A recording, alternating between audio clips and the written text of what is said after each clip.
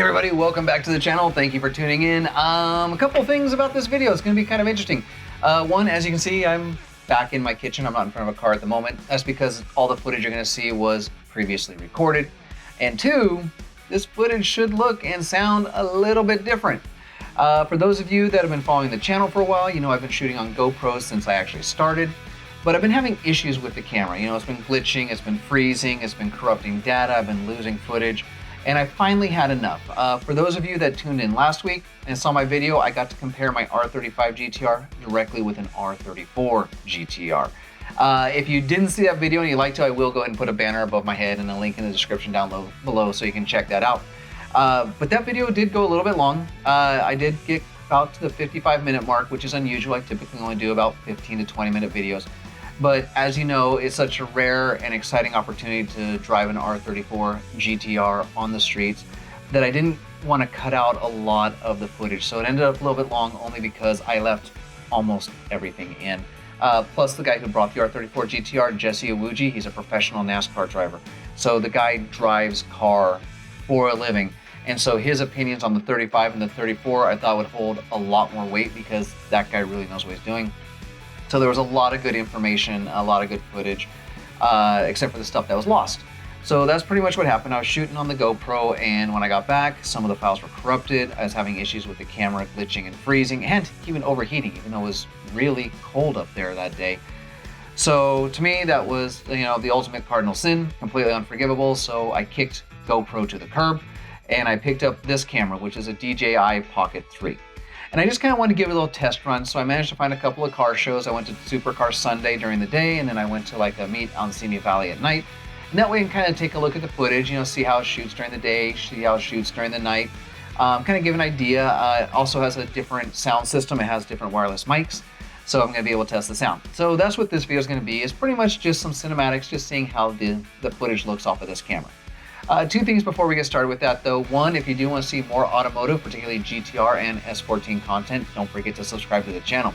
And two, if you'd like to support the channel, I do have the JD Archer shop. If you go to jdarcher.bigcartel.com, you can see a limited selection of t-shirts I've designed that are for sale.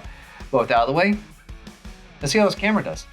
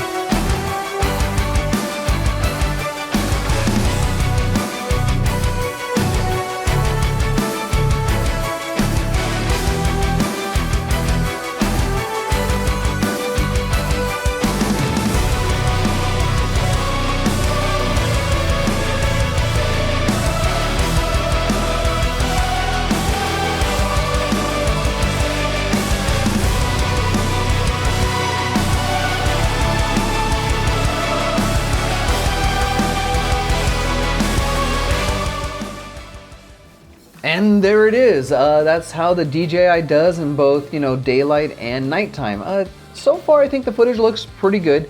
It is a little bit more work on the back end. I have to do color grading manually in Adobe, but you know what? That's okay because it seems like this camera has a lot less issues than the GoPro.